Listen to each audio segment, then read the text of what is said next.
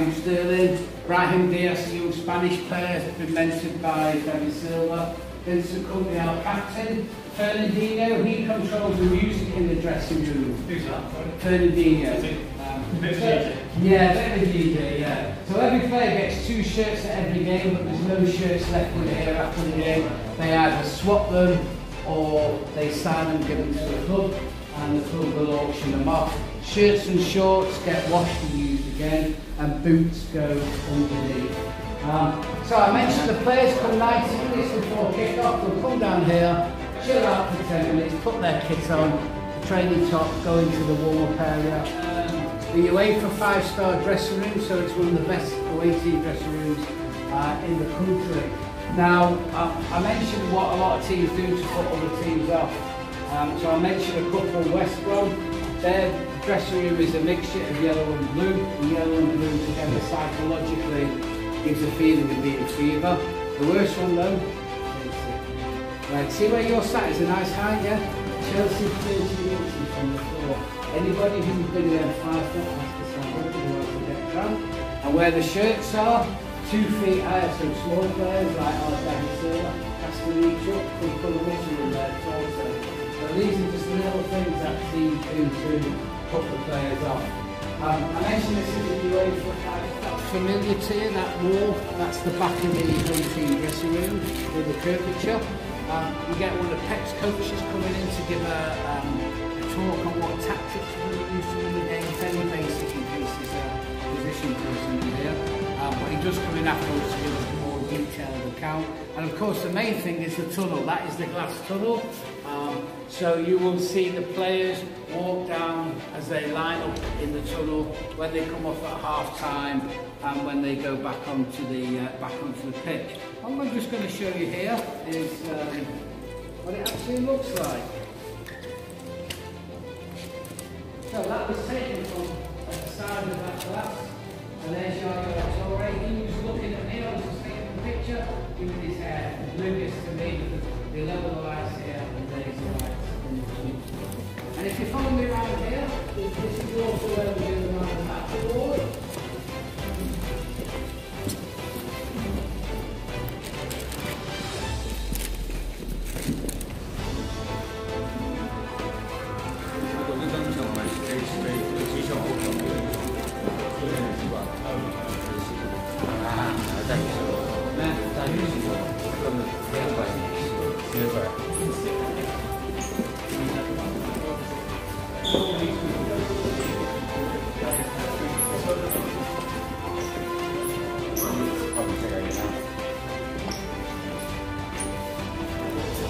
So this is, as you can see here, this gives you the better vantage point of the... So you sat there, it's great. You sat there, yeah. Exactly, and it's double-sided as well. Yeah. So it's not like you have to go around that side. But it's fascinating when you see the players come down and they're lining up, and when they come in after half-time. Is that just this season you've done that? Yeah, this is a world first in football. No other football ground's got this. Tottenham will have it next year though. They were the second, but we were the first. As I mentioned, the only other stadium in the world that has it is at the Dallas Cowboys. Before the game, one of the players will come in here at half time, and they'll have again light massages or they'll do some stretches in here. Then there's also an ice machine here. Do you know what this is for? Anybody know what this is for? Injuries? No, gin and tonic actually. No, it is actually for injuries. They'll put this in a plastic bag, and if you've got a bad knee or a bad ankle, they'll wrap it around. So you can see it's quite warm in this area because there's very little air conditioning. But we're now going to head towards the city footballing areas.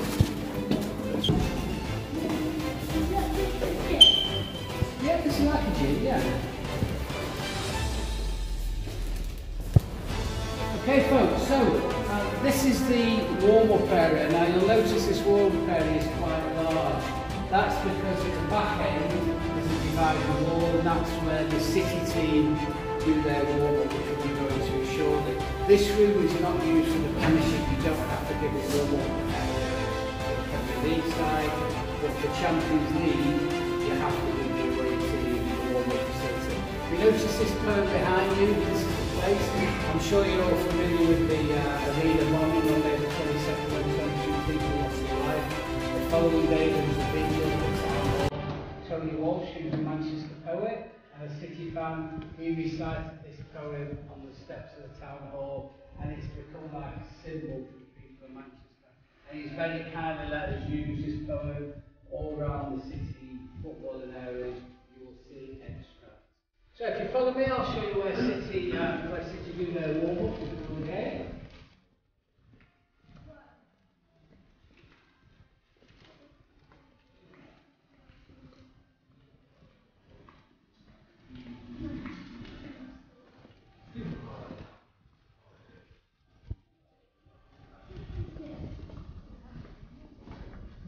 Yeah, but there's a lot more equipment in here, isn't there?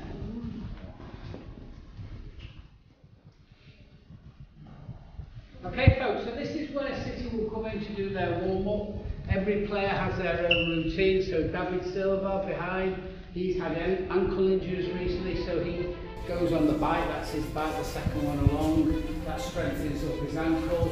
People like Vincent Kompany, John Stones, Kyle Walker, they like doing light weights, so they'll do light weights before the game. Sergio Aguero, Gabriel Jesus, they use these bands here. They'll put them around their thighs, spread their thighs, and it stretches the muscles. So that will be the difference between toe poking a little dog and not. Most players just sit in here doing their own routine, and every player who doesn't get onto the pitch for the match, they're brought in here by the coaches, and they do a strenuous 30-minute routine after the game. So from here we're going to go in. Anybody want to go into the City dressing room? Yeah? Do you think it's going to be different? Yeah? Well, if you follow me, to the left is also Pep Guardiola's office.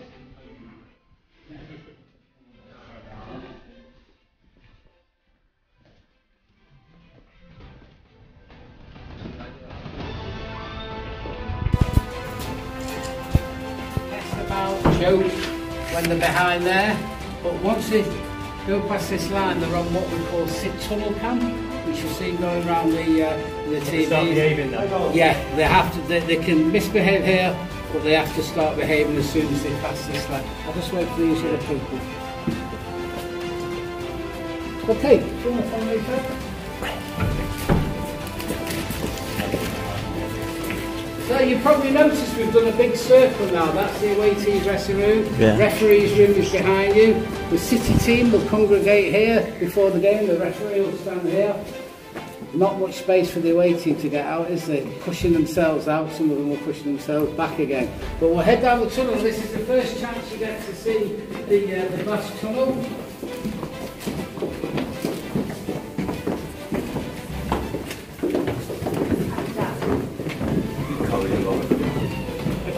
Emma. Emma, turn around to us.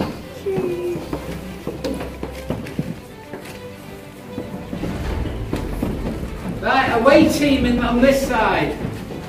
Oh, we'll go home today. You go home today, oh that's good. You're going to stay away then? Well, this is for the away team down this side. Oh, you don't want to be City, see I've all converted you. All City players. All City players. Oh, we have to have an opposition, don't we? Yeah. We're going to sit on the You're going to be Real Madrid? Yeah. Go on then. Now, this now, can you see the glass tunnel now? Now, if you look inside, you can't just see inside, but when the game's on, they lower the lights in the Tunnel Club Premier, raise the lights up here, so the glass goes pretty much black, so the players can't see it. So, we've got the two managers here, Real Madrid and Man City. You've got to shake hands before we go down the tunnel. Don't smile then. Right, so what, now can you imagine if you're a player here, 55,000 people waiting for you outside, so should we put a bit of noise on, show you what it's like? Right, okay. Well that's what it's like, so come on, should we go down the tunnel?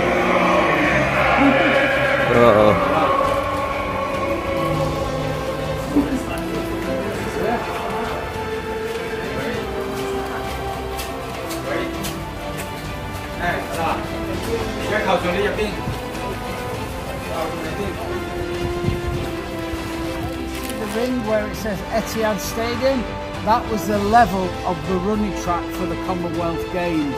And the North Stand where Sergio Aguero scored that iconic goal you saw on the film, to win us the Premiership in 2011-12.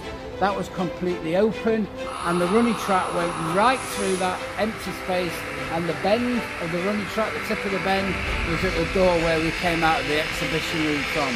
So on July the 25th, 2002, David Beckham walked on the running track. He stopped just above here, and the Queen was sat there in the director's box. There was a little gate. Queen stepped out, took the baton off David Beckham, unscrewed it, and inside was a message to the Commonwealth, and the games was opened. There was 38,000 every single day of the 11-day event. Now we knew we were coming into this stadium after the Commonwealth Games, so we'd already built a lot of the rough infrastructure underneath the running track. We dismantled the running track the day after the games finished. That's now been moved to Birmingham, to an indoor arena, and we dug down 6 metres and took out thousands and thousands of cubic tons of debris, dirt, rubbish, took it to landfill. Took us 3.5 months because we only had 11 months to convert it from an athletic stadium into a football stadium. The top 2 tiers had already been completed.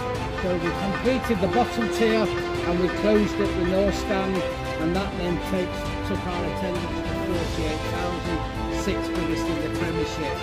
August 2015, ironically, against Chelsea. We opened first game of the season, we opened the top tier, and that now takes our attendance to 55,000. 4th biggest in the Premiership, behind Old Trafford, Arsenal, and we moved down a peg last year because of West Ham in the stadium. However, we do have planning permission to extend the North Stand the same as the South Stand. That will happen in approximately 2 to 3 years' time.